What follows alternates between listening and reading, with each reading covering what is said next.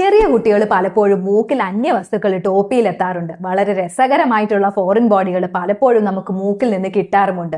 Erasers, പെൻസിലിന്റെ മുന, Manjadikuru, അതുപോലെ ക്രയോണിന്റെ കഷ്ണം. പിന്നെ പലപ്പോഴും അപകടം പിടിച്ച ഫോറിൻ ബോഡീസും കിട്ടാറുണ്ട്.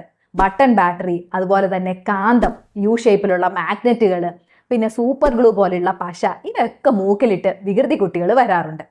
ഇങ്ങനെ കണ്ടു കഴിഞ്ഞാൽ ആദ്യത്തെ സ്റ്റെപ്പ് പരിഭ്രാന്തരാവാതിരിക്കുക. അതുപോലെ തന്നെ സ്വയം ഇൻസ്ട്രുമെന്റേഷന് മുതിരാതിരിക്കുക.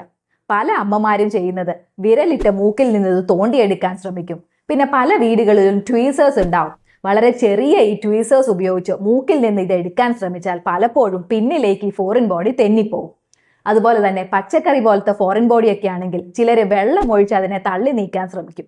ഇങ്ങനെ ചെയ്യുമ്പോൾ ഈ പച്ചക്കറിയൊക്കെ കുതിർത്ത് വീർത്ത് വരാനാണ് സാധ്യത. അപ്പോൾ ഇത്തരം കാര്യങ്ങളൊന്നും ചെയ്യാതെ വേഗം ഒരു ENT ഡോക്ടറെ കാണാൻ ശ്രദ്ധിക്കുക.